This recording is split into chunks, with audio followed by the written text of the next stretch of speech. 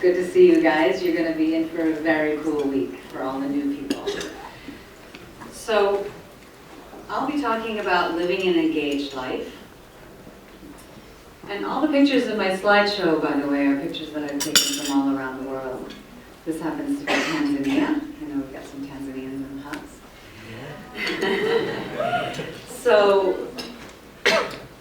So basically, I'll tell you just a bit about myself and then I'll go into it more later. But I was raised in the next state over in Michigan, so 6 hours from here. And I come from a town of about 800 people, a tiny, tiny town. So today, I live in New York City. I am a photographer, and I do this mentoring and coaching work. I'm a trained coach, and I'm thinking, because he already explained some of the things I would say. I also work with the Dalai Lama Fellows program, and I also, 15 years ago, started a post-production and photo editorial company where I work with really big brand names and celebrities. So I do 3 different things, and I enjoy that a lot. So what I want to do is kind of tell you how I got from a town of 800 people to the life that I lead now. And that is largely because I didn't stop at living an engaged life. I really wanted to be engaged in this life.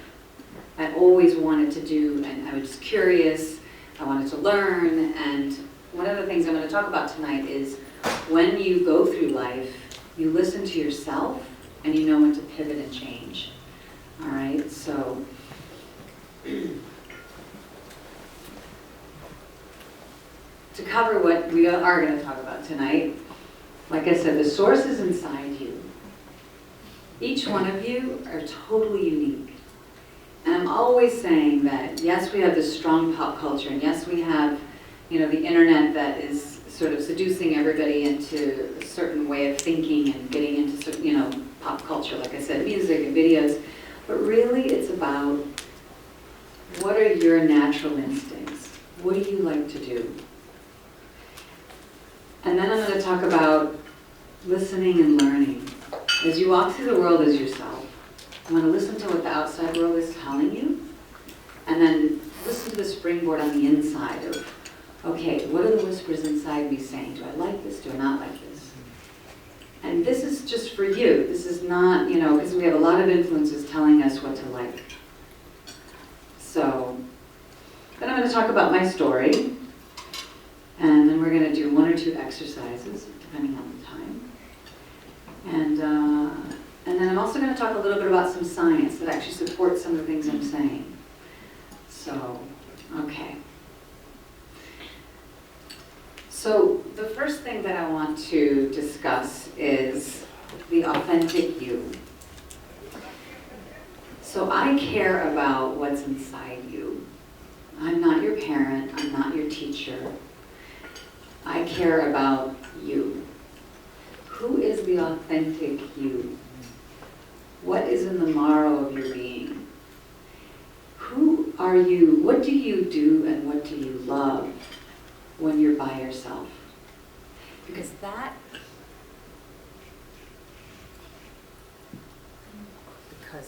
is a dead microphone. That is not working anymore? It lost it. I think it lost energy. Can you guys still hear me? Yeah. All right.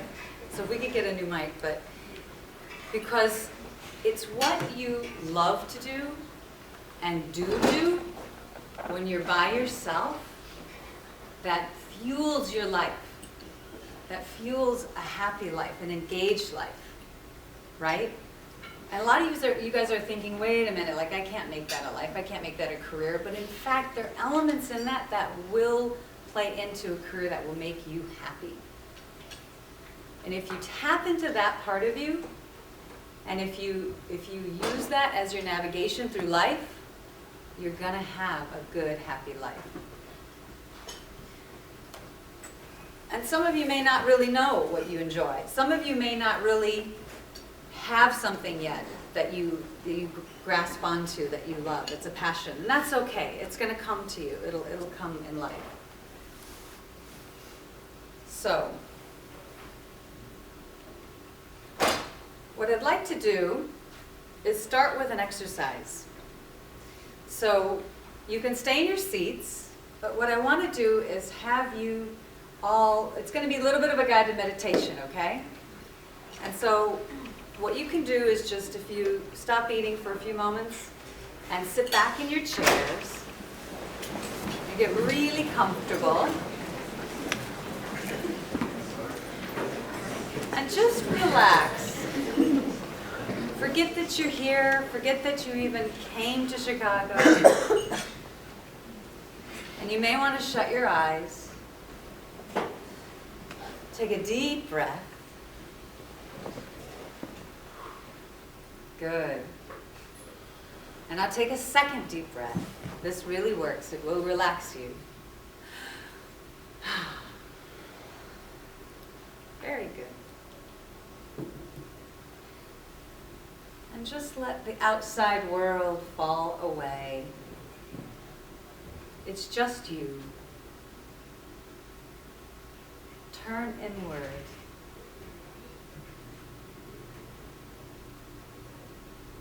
And now I'd like to ask you to think back to a time in your life when you were really happy. When you were doing something, or you were in a place, or you were with people where you felt totally free. Where everything felt right. You had no worries. Time stopped. The world fell away. What was it you were doing?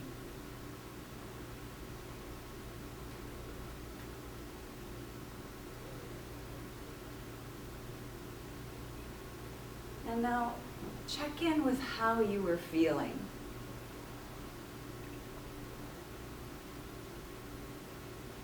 Were you happy? Were you excited? Were you just full?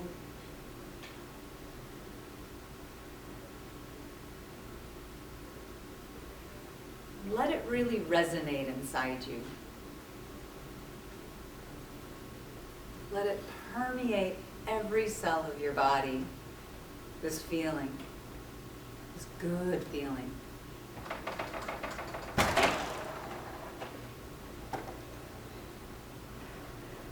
And now consider, what are the elements in this setting that make you feel so alive and good? Is it that you're with a lot of people? Is it that you're by yourself? Is it the place you're in?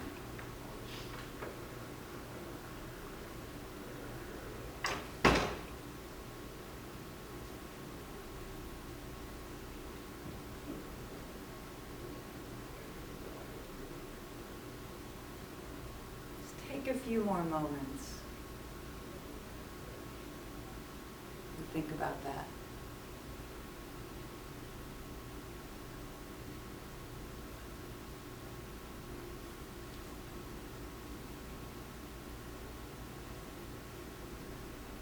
And so I'd like to ask you to start coming back into the room with your attention. Slowly, easily. But bring with you this person you are.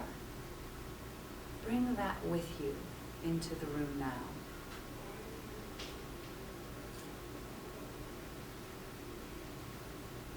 The energy in this room just completely changed. Do you feel it? Because we all tapped into something really special.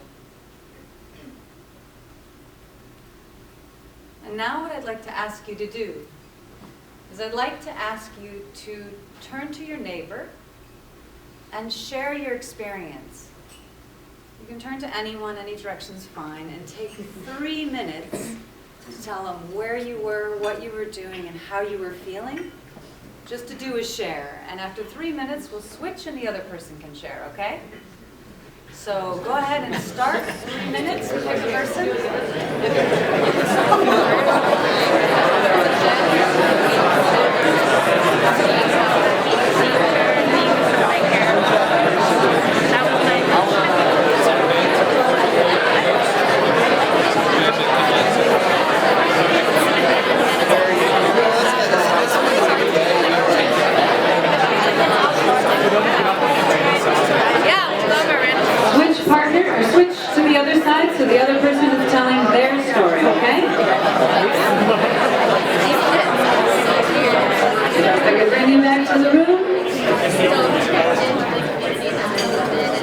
So how was that, you guys?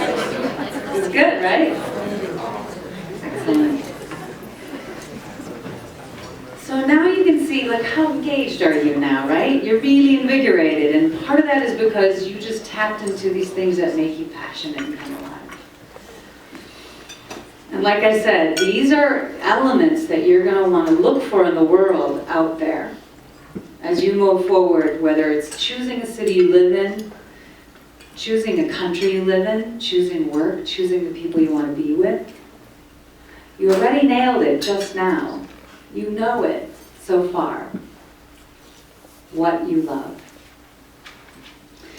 All right, so now I'm going to tell you about my story. So, this is me. This is me as a baby, actually, in Germany. So my mom's German and my father's American. I was born over there, but I was raised, like I said, in Michigan. And I was a very engaged kid. I loved nature. I used to grab the dogs and go walking around in the woods. And then I also loved arts and crafts, and I did that all the time. And then, as it will go for you too, sometimes life sort of impedes and takes you off course a little bit. And even though I liked school and school was fine, I couldn't take art any longer to get an academic degree in high school. And so I ended up going through high school, going through college, and I never really touched art, actually. And I got a business and marketing degree, and I got a great job in LA working for Merck Pharmaceuticals. And here's a little note that I want to say is, I knew I wanted to get to one of the coasts. And the summer before I graduated, a friend of mine and I packed up our cars and went to LA, and we lived there. And when I was going through the interviewing series with, I think, 8 different people in a long day at Merck, the last interview was with the vice president of that division. And he saw that I had lived in LA, and he said, oh, we like to hire people from the Midwest because of their good work ethic to go out to Southern California. He goes, would you like to go? I said, yeah, of course, oh my gosh, that was my dream. And so I said, all right. And the next thing you know, I end up living in LA and had probably one of the best territories to work in Beverly Hills and Santa Monica, UCLA. And so I tell you that because I was actually interviewing for Chicago or Detroit.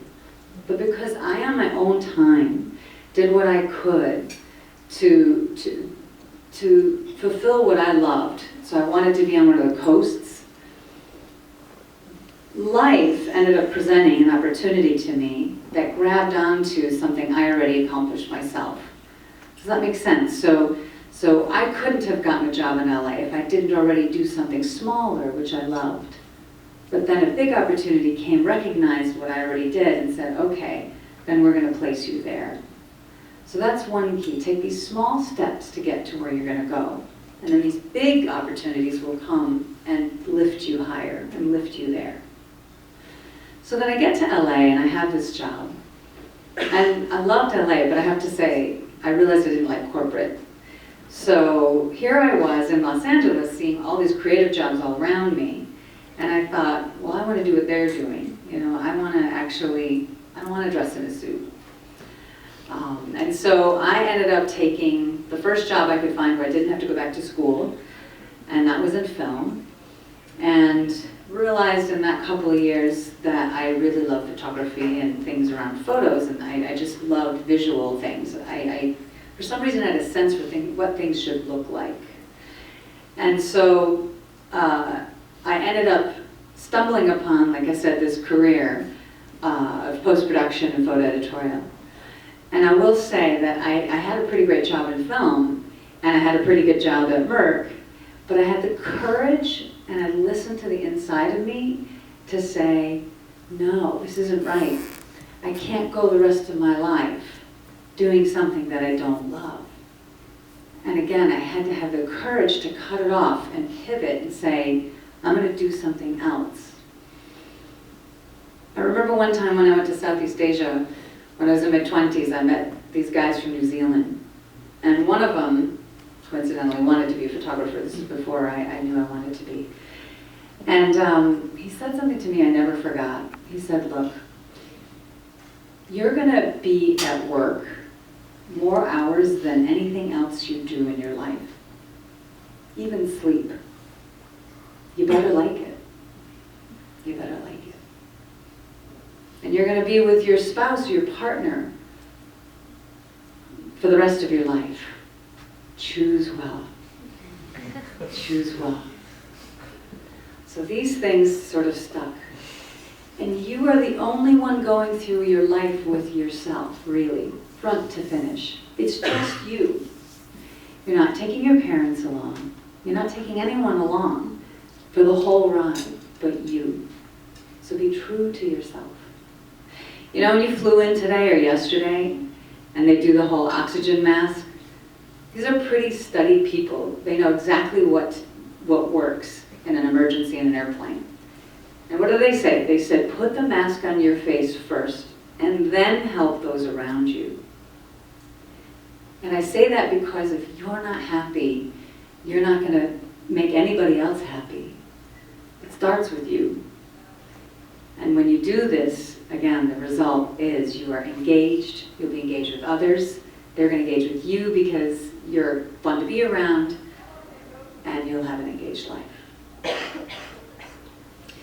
So then I got started in this photo production work, and I ended up in 2.5 years without a single day of education because I had a knack for it, and because it served many of my passions and interests. I always was very detailed. I always was a big observer. I love color theory. I love psychology, so I could analyze what kind of photo would work where. And in 2.5 years, I found myself in New York working with these huge celebrity names, and I couldn't believe it. And then in 3.5 years, I remember it was tax time and I had a really good year. I called my parents and I told them what I made that year, and my mom chuckled, and she said, I think that's more than you ever made in a year. She said this to my dad, who was also on the line. My dad was a doctor. Now, if he was a doctor in a big city, he would have made that. But in the small town, he didn't.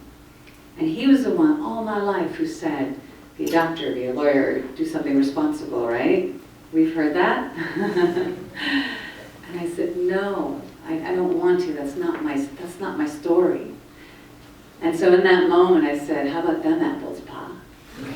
You know, I did it my way, and it worked. And then he said, you're the milkman.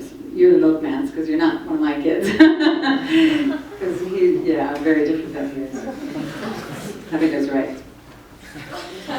So, I'm kidding, I look like him. But yeah, personalities are night and day. And so then I ended up doing this sort of thing. Because I marched to my own drummer, I ended up working for myself. I chose to travel when I wanted.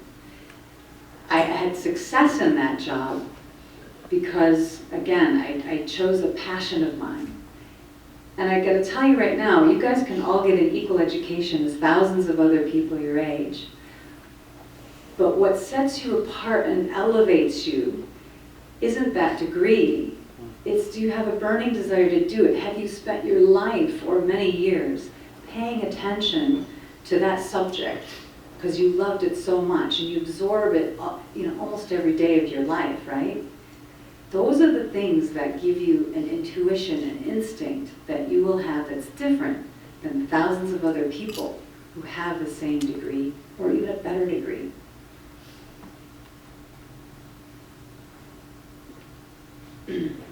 So then I can shift this to another gear, and that is, life isn't always easy. And this is the good stuff, but I also went through real hardship. And what I'm talking about with engagement and pivoting and being flexible applies too when life is difficult. So in the late 90s, when I went to Southeast Asia, I took an anti-malarial drug that unfortunately I was not warned has a lot of psychological side effects for many people. I was warned about the physical ones, but not the psychological ones. And so the next thing you know, I spent about a decade battling depression, anxiety, anxiety attacks, sleep issues, PTSD issues, memory stuff. It was pretty bad. I managed to still have my career, and that was fine. But a lot of other things just didn't work. I didn't do much, I didn't do new things, and I lost some people that I loved because I just wasn't myself anymore. And so, but I still, like I said, I still looked for the answers inside and out. Like, how do I get out of this? How do I get out of this?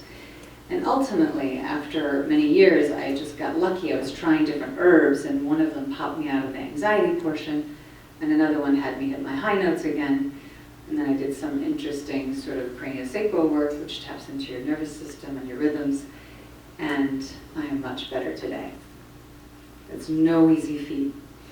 But the reason I tell you that is because I knew I wasn't right, and you have to keep sort of like trying new paths in life until something clicks, and then boom, you're engaged again, because I was not engaged in those years, and I needed to be again. And so I had a conversation with a doctor at Johns Hopkins University actually just this last fall about this condition, and he said, wow, he goes, if this makes you feel any better, people that are in that space for that long usually veer off course for the rest of their lives, or they're dead because they commit suicide. So one of the reasons I tell you this is because what I want to segue into is we have two different passions. I think you have a birth passion and an inspired passion in life, after that heavy subject. For me, my birth passion is photography, meaning I love beautiful things. I love nature. I love capturing it and sharing it. I've always loved that before this experience. But it was this experience that made me learn a tremendous amount about psychology and made me inspired to want to help others who are suffering. And that's an inspired passion. I didn't have that before. I mean, I was compassionate, but it wasn't to that degree. And now I'm pursuing those two things. So I do both coaching and photography. And the reason I'm telling you this, well, let me go to this. The reason I'm telling you this is because a lot of you guys are humanitarians, right? Like, you want to change the world, you're like helping a big issue, and some of you have gone through hardship, or you've witnessed a hardship that just doesn't sit right with you, and so you want to change things, right?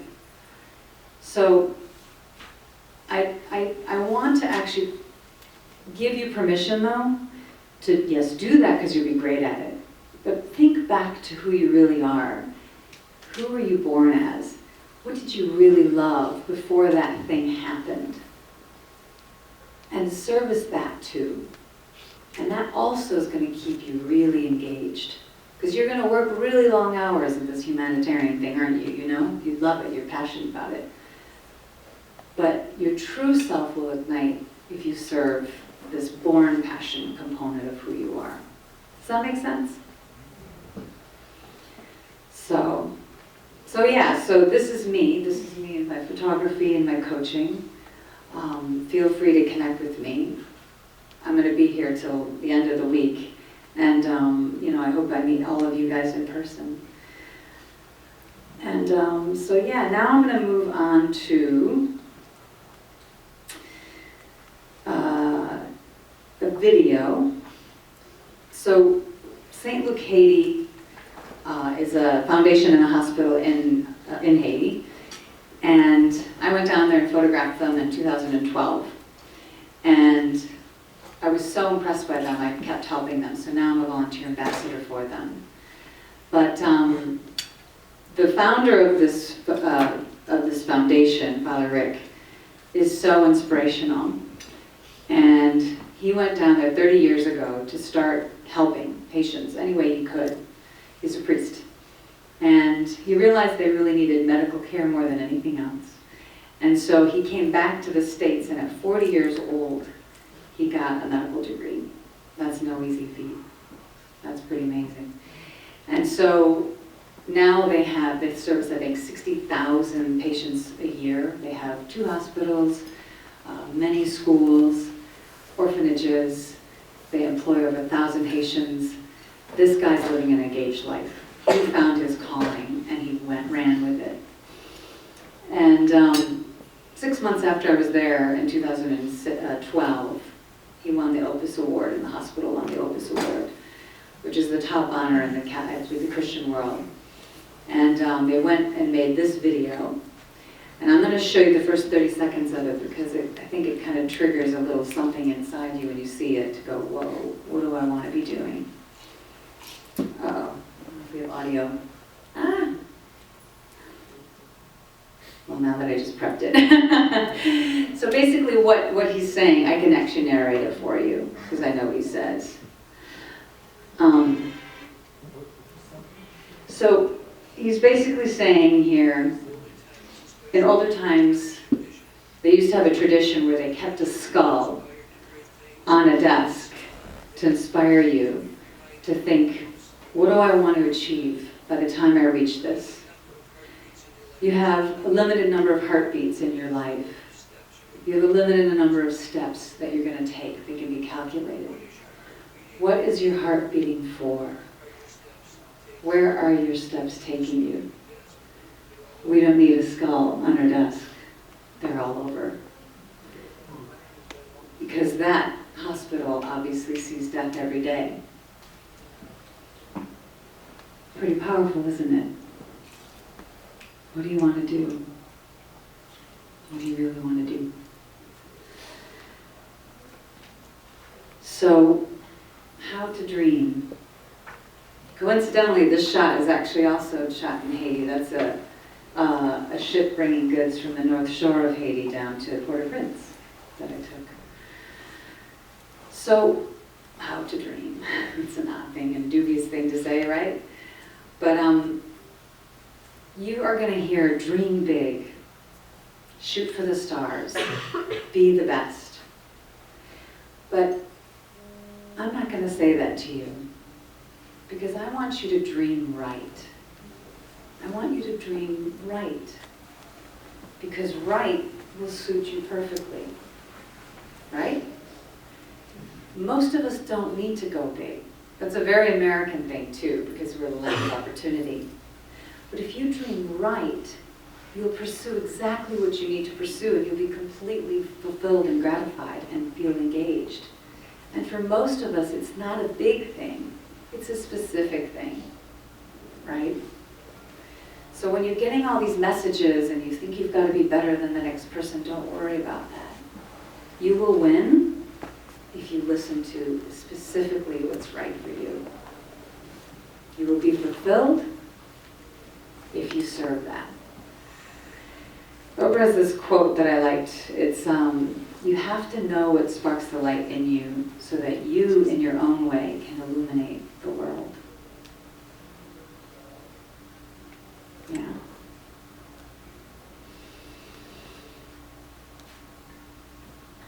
And so now I'd like to talk a little bit about some science around this. Some of you may know this, but basically there are many, many studies that have shown if all your basic needs are met, food, shelter, safety, security, then any money above that doesn't actually make you any happier.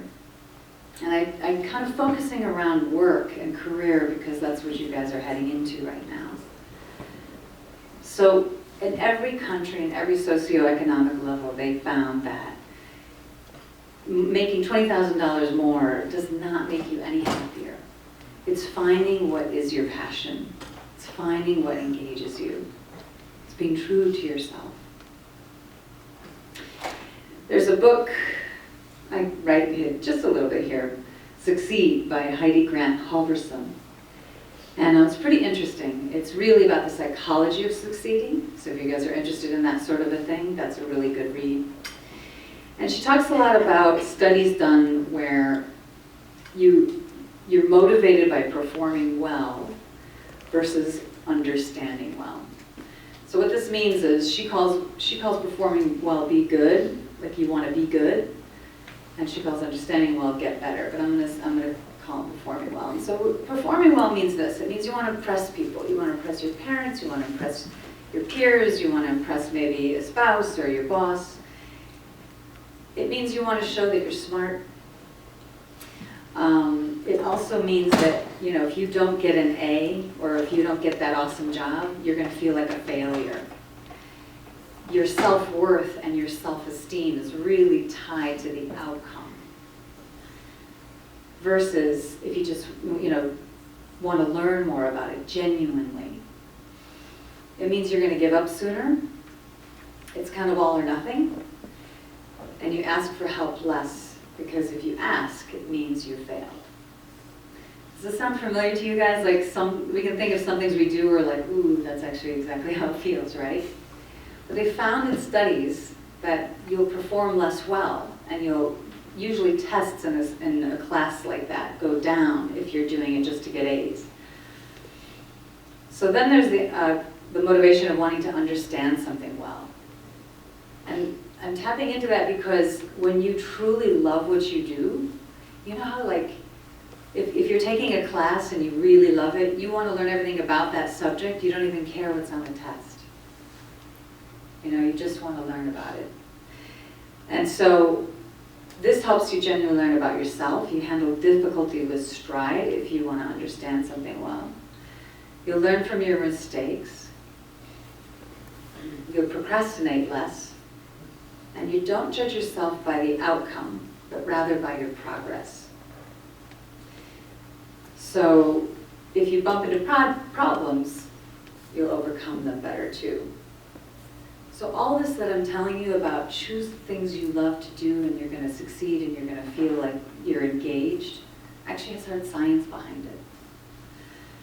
And the difference is when you ask yourself, do I care more about what I could learn, or do I have something to prove? That'll tell you right away which camp you fall in. It's not inherently you necessarily. Each one of those things motivates us in different, at different times. But you want to catch yourself if you notice that you're in the I want to perform well camp.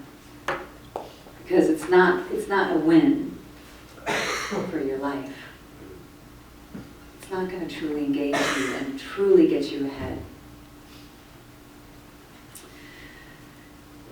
So, happiness is currency. So when you think about that job offer, and if you're lucky enough to get a couple of them, really remember that. How happy you are in that job. Let's say trivially we'll say 30% of that salary is actually happiness. So if you get 2 jobs offered to you for $50,000 or $75,000, if you're going to be much happier in one than the other, tack on another 30% of that amount. Because it's literally that different when you're in it. Because if you have a job that you love, you're going to bring the joy of that to every component of your life, and you're going to feel engaged. But if you have one that you don't love, even if it's a lot of money, you're in that perform well camp, right? I have coached so many people in my private practice in New York City who have worked at the top of their field, and they're miserable. They get to their 30s and they're like, oh my God, I don't want to do this anymore, but now I have a mortgage, right? So I really promote, in your 20s, take advantage of that. Just bounce around different jobs. That's what your 20s are for. I might bum out a few parents here, but really, that is the most flexible time of your life. I'd rather see you quit and go on to something else, even if it's a completely different industry, just so that you're pursuing the right thing. So when you really start to dig in and build your career and then have more expenses in life that you need to support, that you hit something right, that it's for you. In America, 7 out of 10 people hate their jobs. That's a staggering figure. 7 out of 10 people. Do you want to be one of them? Or do you want to stay engaged? I didn't want to be one of them, and that's why I jumped around from doing pretty good jobs in my 20s.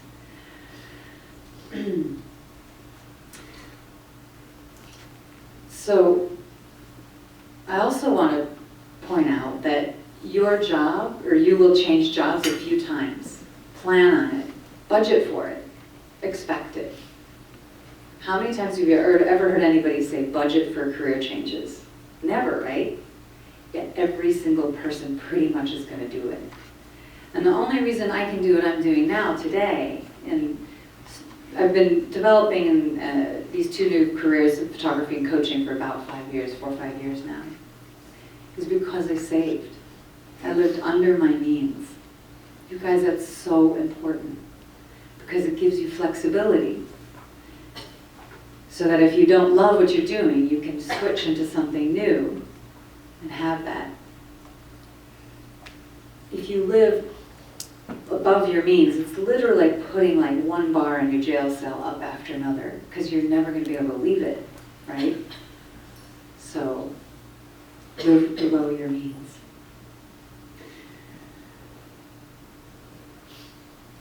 So, I want to go over this human instruction manual. So this is something I put together in the past for an amazing organization called Dress for Success. And they rehabilitate women to get back in the workforce after, being in battered shelters or incarceration, or they've never been in the workforce. So this is a little something I wrote that I'm going to read to you, because you guys are heading out into the world soon. This is a concrete opportunity in front of you. Start defining and designing who you want to be in this life. Put one step in front of the other, on a path that suits you, that serves you. As you go into the world, make decisions from 3 components of who you are. That is your intellect, in your mind, in your heart, your feelings, and in your gut, your intuition. The mind is only there to figure out how to make things work in the world. If you employ it, you'll make enough money, right? It'll think its way through. Your heart is there to navigate, telling you if you love what you're doing and if you love this person that you want to be with, right? So employ your heart, and you're going to enjoy the people that are around you and the things that you're doing. And you know you're going to be on the right track in life if you listen to your intuition. Ignore any of them and you'll be missing something. How many adults do you know that are halfway through life and they're ignoring one of those 3 things, if not 2? And they feel stuck and they're not happy and they're not fulfilled, right? But the people that you may think of who are really engaged are employing all 3 of those. Use them all and you've got a really good shot at life, a good life and an engaged life. So what I'd like to do now is just a really quick exercise to wind down. And I'd like to, again, have you sit back and relax. And again, just close your eyes.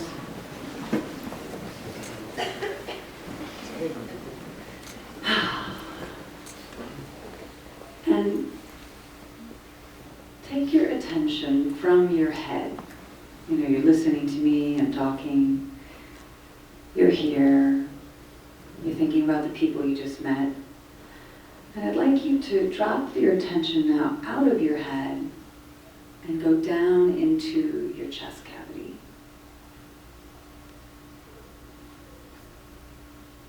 And just see what's there.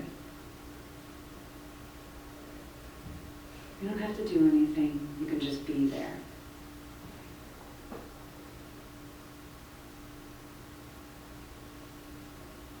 What are you feeling right now?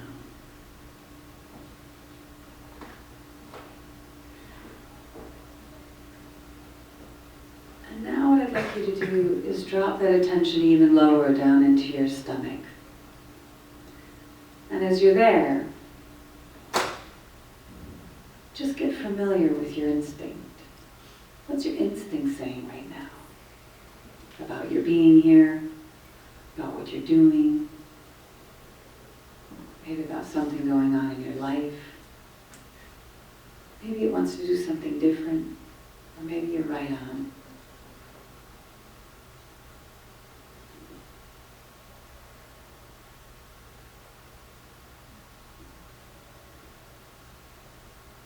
So when you go through life and you have really big decisions to make ahead of you, or maybe you're struggling with a decision, what I'm just walking you through doing now is how you want to check in to find your true answer. You can start coming out now, coming back into the room. Open your eyes.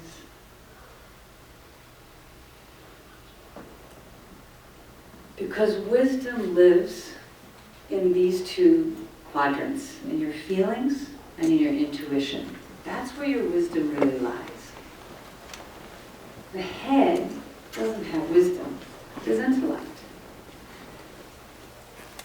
But once these two have figured out where you want to go and what you want to do, the brain is really only there to facilitate it in the world. Like, okay, how do I make this happen in this thing we call the world around us? Now we have this great idea. Or these elements from the earlier exercises of, when you went back to a favorite time in your life. That's really all your mind is there for. It's a pretty different dynamic than what you've always been told. But truly, truly, truly, in all my coaching sessions, especially in New York, I've got to get people to come out of their heads, and then all of a sudden they go down into these places and they find all their own answers. And so I want to end by this great quote by Howard Thurman. Don't ask what the world needs. Ask what makes you come alive and go do it. Because what the world needs is people who have come alive. I wish that for all of you. You're going to have a great life. Thank you.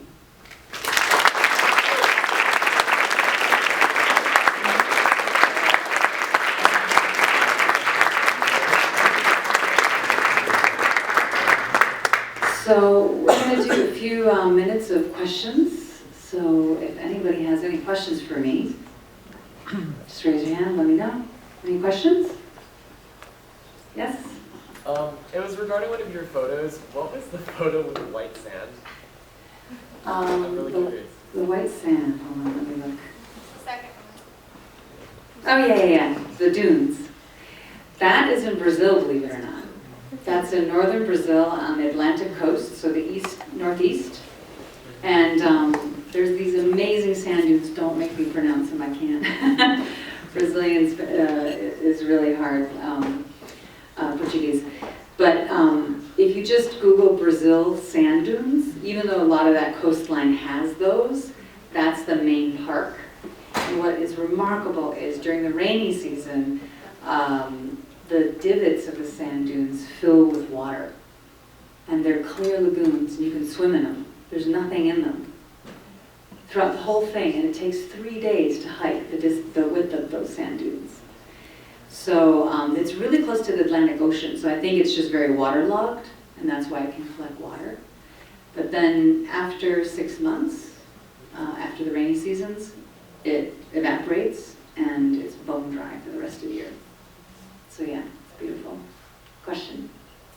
In those moments of transition, when you are in a position that you'd like to switch from in your life or professionally, I was just wondering if you had suggestions on how to find your happiness in that situation before you can seek the next joy that you want. So she's asking, in the moments of transition of life, how do you find your own happiness, right? In a situation that is not something that's giving you that happiness. In a situation that's not giving you that happiness. If that makes sense. It does, but yeah, I would love to say back to you, what do you think? What do you think? So I guess if you're in a job.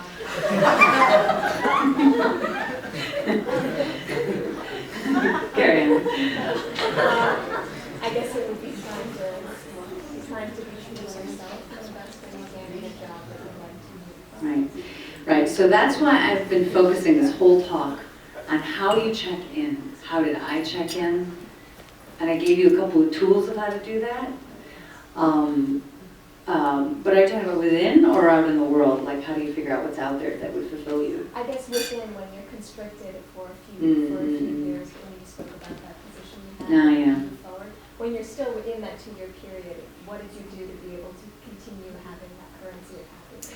Right, to continue to have the currency of happiness, well put.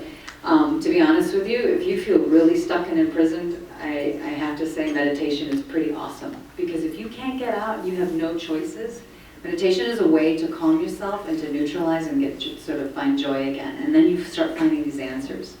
So much of what I have to coach is people who get really plugged up and stopped up because they're putting up all these walls and saying, I can't, when there's always ways through. There always are.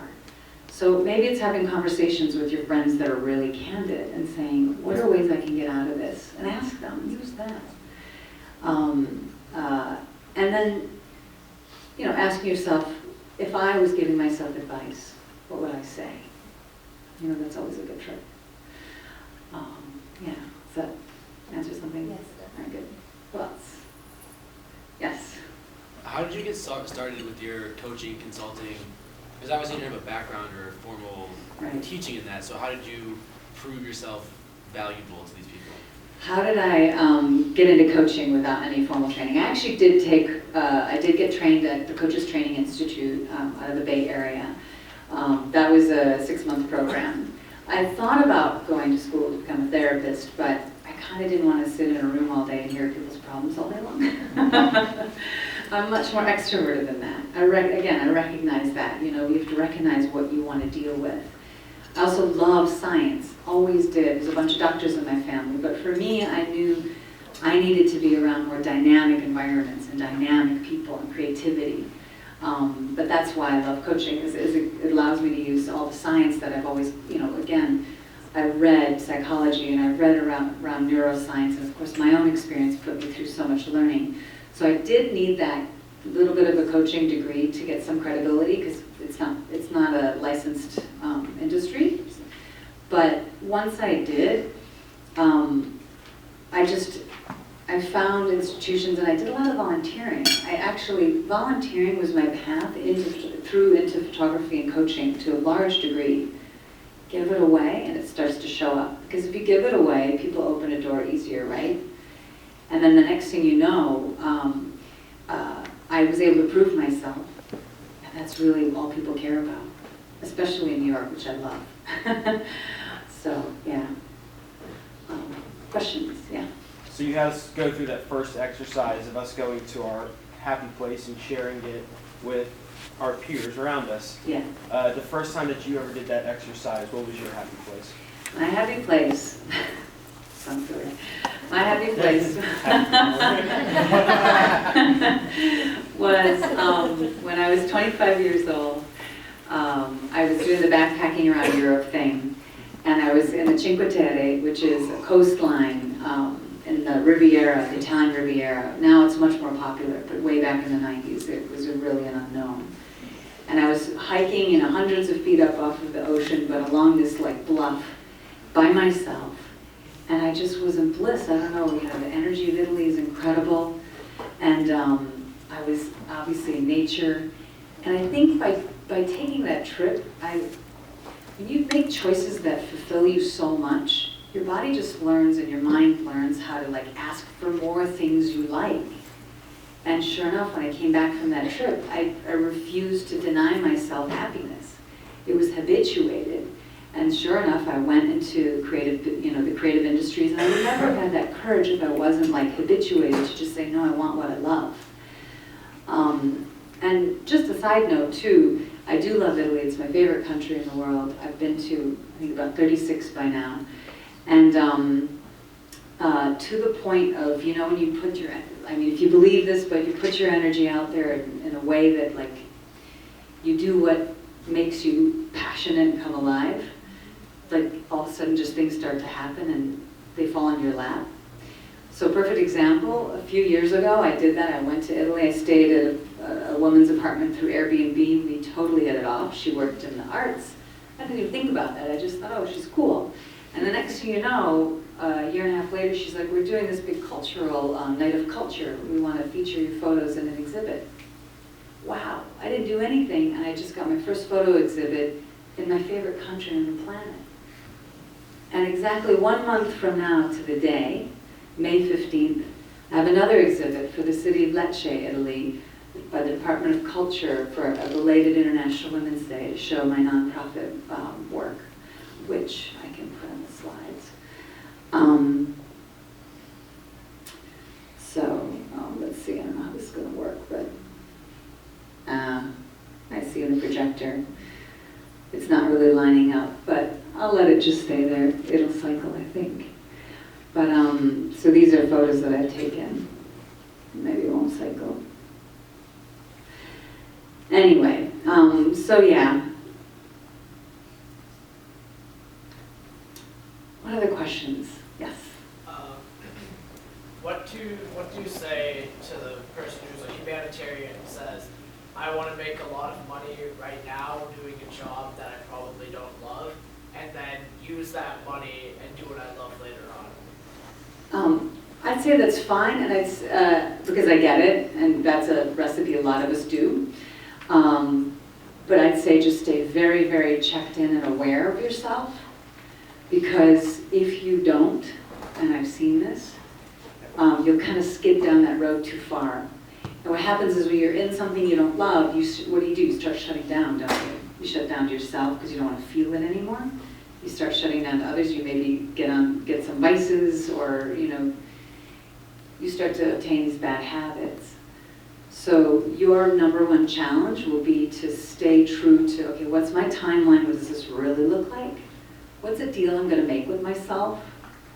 And if you don't think you can hold yourself to it, ask someone you love to. Maybe it's your parents, maybe it's a friend, maybe it's your significant other. Say, look, here's what I want to do, but in 2 years, call me out on this and ask me, really, am I happy enough still, or do I need to get out now? And another way you can handle it is find one thing you can do that really makes you happy on the side. Like a small thing, a hobby, whatever it is, but something that keeps you keep the umbilical cord connected to experiencing gratification.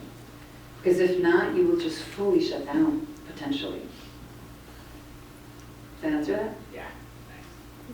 Yes. The gentleman. Yes. So my question to you is, why do you think it's important to dream? And also, like, why is it important to be positive? Like, just your personal perspective as to why you think that honing into those ideas will help create whatever you plan for your life. Because the ripple that you make in the world responds to you, right? So there is no reality without dreams. But I mean, for me, I noticed that when I moved back to New York, maybe 6 years ago from San Francisco, I thought, wow, well, the Northwest doesn't really fulfill me. It doesn't fill my soul, the nature there. So where do I love in the world? I thought, well, I love Italy. But I thought, well, can I dream that big? And I realized in my quiet little moment with a voice in my head, well, if you don't dream it, it will never be. You have to start there. And the next thing you know, I've now gone to Italy once a year for the last 3 years. And now I have another photo exhibit there. Just sort of rolled out. Yeah. Another question. There's yes. I was going to ask, in your transition into doing what you love and embracing your passion, did you ever grapple with self-doubt and questioning whether it was the right decision to back out of your previous career? Yeah. So did I ever have self-doubt when I launched these new careers and sometimes question if I did the right thing?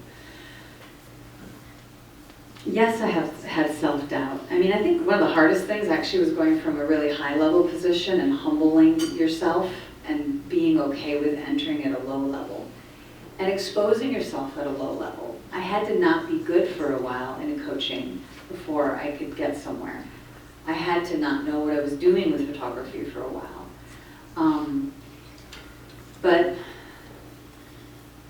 no, I knew it was, I mean, even though with editorial business, I love doing it part-time, but I haven't done it full-time in many years. I knew I couldn't turn back to full-time again. It just didn't, it doesn't enliven me anymore. You know, it just isn't my number one passion. But I love all three. So no, I wasn't gonna go back. I was always gonna go forward. And maybe that's just my born optimism. I'm like, I know somehow I'm gonna make this happen. So, questions, yes. So what if you're actually doing a job that you like, but you don't find your passion there, and you find your passion somewhere else, and if you're trying to go to your passion, there is a risk. You might lose, anyway, you're not going back, so you can lose, you already lost that opportunity that you were in. It was an okay opportunity, you're making good salary, whatever. The other one has a lot of risks. You might die, you might do whatever. So how do you balance this feeling when you're already in a good position, but you are looking for somewhere it's risky? But your inspiration is there, you know, but you are not sure if you're gonna fail or not. Okay, you're not, that depends largely on your whole personality type, your disposition. I know I'd react a different way than someone else would. I am an optimist. Somehow it's going to work out. Somehow I'm going to manage. But you have to check in with yourself and ask yourself, you know, again, how long am I going to test this for before I do find something that's going to support me again? And put your feelers out, you know, do your research and go, okay, what are other jobs that can support me that I can slowly also look into in case this doesn't work out? When do I hit my max point? What does that look like? And check in every day with why you want to do it. Why do you have that burning passion to do it? And let that energize you. So there's a coaching exercise that I sometimes have people do, which is if you want to pursue something, sit down one night and just write out what you would love about doing that thing. Just from the heart, just gush on the page. I would love this, and it would make this possible, and da-da-da. And you can't believe how, when you're done with that, you're looking at a whole page of all the ways it's going to make you feel, how utterly motivating that is. And it just makes you pursue it even more. And you look for more resources and you know, in order to how to make it work. So you'll see things that maybe you didn't before, because you're just increased how exuberant you are in that moment, right? Who else? Someone in the back? Yeah, gentlemen. Thank you very much for your presentation. I feel very inspired by hearing your story, and I think it's awesome that you're now helping other people follow their hearts and be happy in life. My question is, did your family ever look at you in a strange way when you told them that you were going to change industries? And more generally, like, how do you explain all this to parents? I'm laughed at literally every other phone call. It's like, oh my God, what is she doing now? Oh my gosh, I can't even believe this. What? They really do just sort of laugh at it now, because this has been my pattern. But what's so fun is that I usually manage to make it work. And they delight in that too now. They're realizing that the world is a magical place. Really, it's how you approach it in large part. I mean, yes, you have to like use your head, like I said before. Do I have a skill set for this? Or don't I? I just can't do it. You know, maybe I should pursue it. But if you do, you know, yeah. So no, yeah, they laugh, but they're inspired by it too, because I've proved that their mentality was only one perspective, because they never would have done it. So, who else? Yes. So, when you asked us what our happiest moment was, I thought about these times when I was reading Harry Potter, and I thought to myself, what would my Expecto Patronus charm be? Like, what is the inspiration that I do in my life? And I often thought about the times that I was traveling somewhere, and a lot of the times I wasn't even thinking about the destination itself, but just sitting on the airplane and anticipating what was to come. And I really like that sense of adventure, that sense of the unknown. But my question is, how do you make sure that you're not just jumping from one adventure to the next without really cultivating something?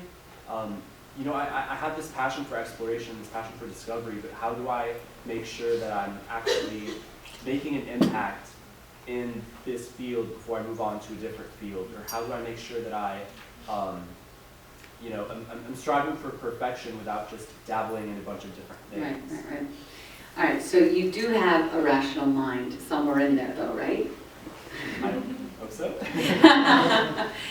All right, so what I suggest to people like you in moments like this is, so you've got your rational mind, right? And then you've got your dreamer, right, that goes crazy. And that is far more flippant. So what you want to do is have these two talk. It's really hard to hold this microphone. Have the two start communicating. So when you find yourself running into a dream again, oh my God, I want to do this next thing.